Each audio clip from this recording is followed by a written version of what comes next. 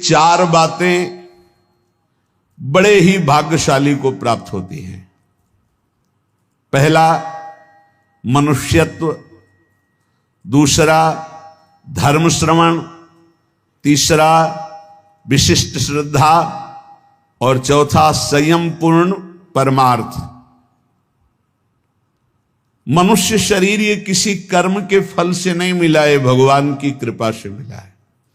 कबहू ककरि करुणा नर देही, देत ईश बिनु हेतु सनेही। बड़ी कृपा, दुर्लभो मानुषो देहो, जगह जगह शास्त्रों में आया है। मनुष्यत्व, बड़े भाग्यशाली जिनको मानव देह की प्राप्ति हुई। मानव देह प्राप्त करके दूसरा महाभाग्य सत्संग, धर्म श्रवणम, धर्म शास्त्र से युक्त सत्संग।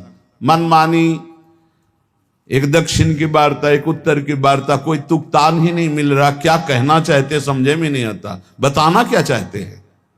तस्मात् शास्त्रम प्रमाणम थे, शास्त्र प्रमाणित महापुरुषों से प्रमाणित जो वाक्य उसे सत्संग कहते हैं। अपना अनुभव, शास्त्र सम्मत महापुरुषों के अनुभव, इन्हीं की चर्चा को सत्संग कहते हैं। मनोरंजन को सत्संग नहीं कहते। धर्म श्रवण सत्संग, ये बड़ी दुर्लभ बात है। मनुष्य शरीर मिला और सत्संग मिला। अब सत्संग में अगला है श्रद्धा। जो सुना उसको धारण किया। जो मनुष्य शरीर प्राप्त करके अवनीत स्वभाव के होते हैं, उद्दंड स्वभाव के होते हैं, ना उनको नमन भक्ति आती है, ना उनको, एक उद्दंड स्वभाव, ऐसे सत्संग में जाकर भी कुछ लाभ नहीं ले पाते। खलऊ करें भली पाई सुसंगु, मिटे न मलिन स्वभाव भंगु। वो अभिमानी जन, वो दुष्ट स्वभाव वाले, भगवान की कृपा हुई, साधु दर्शन साधु संग, लेकिन वो लाभ नहीं ले पाते। अवनीत को विपत्ति ही मिलती है, भगवत संपत्ति नहीं। अवनीत को, दुष्ट स्वभाव, उद्दंड अभिमानी को दुर्दशा ही प्राप्त होती है। जो विनीत है वही शिक्षा को प्राप्त कर पाता, विनयशील नम्र। इसीलिए कहा महापुरुषों के पास जाओ, प्रणिपातेन साष्टांग दंडवत, हाथ जोड़कर बड़ी धन्यता से, तब वहां तुम ग्रहण कर पाओगे। अंजलि चढ़ाकर माथे पर हाथ रखकर सम्मान प्रदर्शित करते हुए मन वचन शरीर से विनयवनत होकर के तब सत्संग का लाभ लिया जाता है। बोले संयम पुरुषार्थ। अब जो सत्संग में सुना पूर्ण विश्वास के साथ, वैसे ही संयम और खूब परमार्थ का पुरुषार्थ जान लगा करके, एक बार जैसे कहा दांती पीसते हुए कमर कस के हमको चढ़ जाना इस चढ़ाई पर। निरंतर नाम जप, निरंतर भजन, असत आचरणों का त्याग। जो मानव शरीर प्राप्त करके सत्संग मिला पर उस पर श्रद्धा नहीं है, तो 20 साल सत्संग सुनने पर परिवर्तन नहीं होगा। और अगर श्रद्धा है तो उसका परिणाम है कि वो तत्पर हो जाएगा, वैसे ही आचरण करने लगेगा, सत्संग में जैसा कहा गया है। तो मानव शरीर, सत्संग और सत्संग पे श्रद्धा, और श्रद्धा का स्वरूप है यथार्थ जो बोला जा रहा है उसे अपने जीवन में उतार लेना, और दिव्य पुरुषार्थ, खूब मेहनत करके साधन भजन करना। ये चार बातें बड़े सौभाग्यशाली में होते हैं। जो तपस्वी मनुष्य शरीर पाकर सत्संग सुनकर श्रद्धानुसार पुरुषार्थ करता है, वो अपनी अंतरात्मा में ही भगवत साक्षात्कार कर लेता है, हृदय में ही। जो प्रमादी पुरुष होता है वो धन का केवल चिंतन करता है कि चलो सत्संग में चलते, कोई उपाय मिले जिससे धन मिल जाए। सत्संग करते हैं धन के लिए, सत्संग सुनते हैं धन के लिए।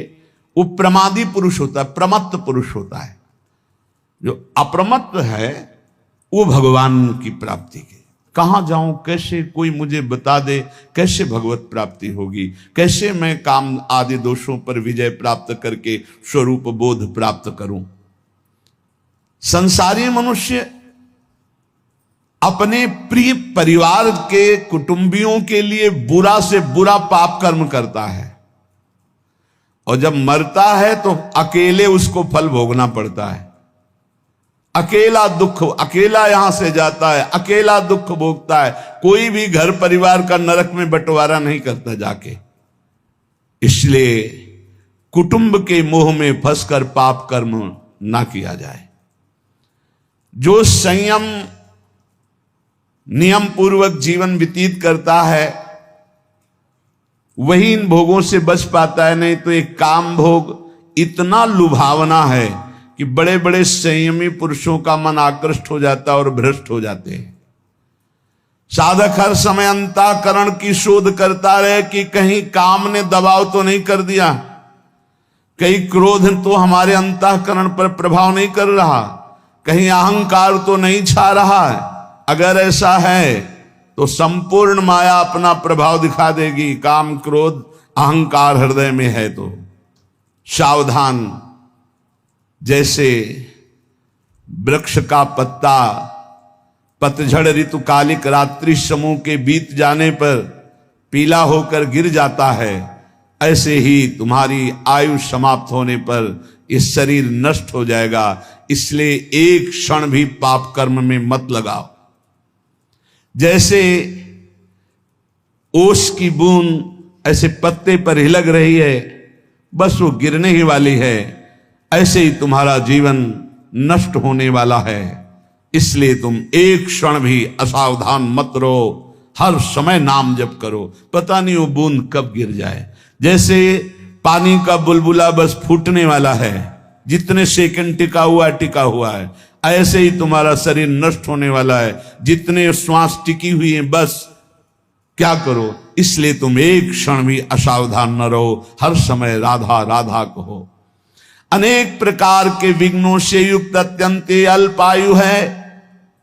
इस अल्पायु वाले मानव देह को प्राप्त करके बहुत शीघ्र भगवत प्राप्ति कर लो, एक क्षण भी प्रमाद न करो। जैसे कमल शरत काल के निर्मल जल को भी नहीं छूता, अलिप्त रहता है, उसी प्रकार तू संसार की समस्त भोगासक्तियों से अलिप्त रह। कोई भी स्नेह बंधन तुझे विवश न कर पावे। क्षण भर भी प्रमाद मत कर, निरंतर भजन कर। जीव मोहवशाद इस मायाजनित दुख को सुख मानकर भोगने के लिए प्रयासरत है और परम सुख मोक्ष या भगवत प्राप्ति की चाह ही नहीं कर रहा।